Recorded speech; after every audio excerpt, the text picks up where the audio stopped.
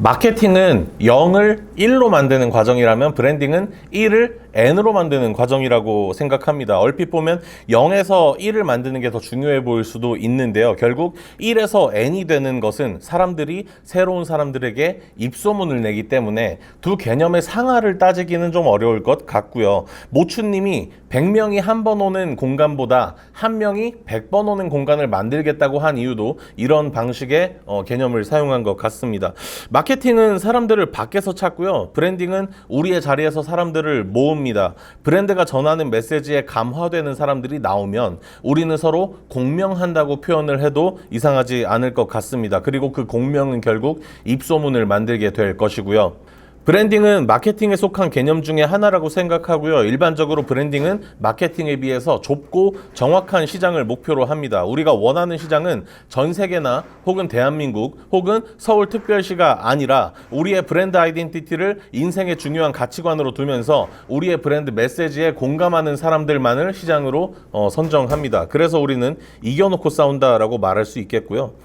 브랜딩은 다른 말로 정성적인 마케팅이라고 저는 이야기하고 있는데요. 숫자보다 문장이 중요한 것이고요. 그래프를 그리면 천천히 올라가다가 확 솟고 그리고 유지를 하게 되는 브랜드 그래프가 완성이 됩니다. 우리가 흔히 접하는 마케팅은 정량적인 마케팅입니다. 숫자로 모든 것을 표현하고 인풋이 있어야 아웃풋이 나오는 구조인데요. 인풋이 떨어지게 되면 아웃풋도 사라지게 됩니다. 그러니까 그래프들은 약간 공장 같은 그림을 만들어내게 되는 거죠.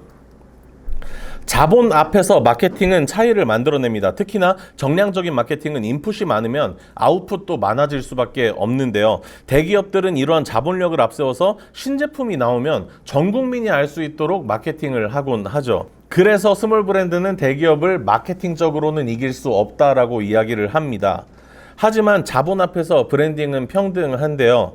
우리의 기술은 뺏길지 몰라도 깊이와 감도와 메시지와 철학은 대기업이 하루아침에 뺏을 수는 없다라고 이야기하는 것입니다. 그래서 자본이 없는 우리 같은 스몰 브랜드나 1인 크리에이터 예술가들은 브랜딩이라는 개념을 알고 실행해야 한다고 저는 말하고 있는 거고요.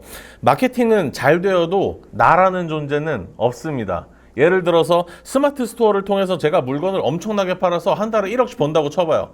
그래도 사람들은 어글리밤이나 전혜원을 기억하지 않고요. 스마트 스토어랑 내가 검색한 그 물건에 대해서만 기억을 하게 되는 것입니다. 그런데 브랜딩은 내가 있습니다. 네이버나 쿠팡에서 아무거나 검색해서 사는 게 아니라 논픽션의 핸드워시여야 하는 이유가 있고 스탠리의 텀블러여야 하는 이유가 있고 이케바나 하우스의 꽃이어야 하는 이유가 있는 거죠. 물건의 카테고리나 품질의 차이 혹은 쓰임새의 차이가 크지 않아도 우리는 그 브랜드의 제품을 써야 하는 이유가 각각 있습니다. 이제 그 이유를 니즈와 원치의 개념으로 전환해서 설명드릴 건데요.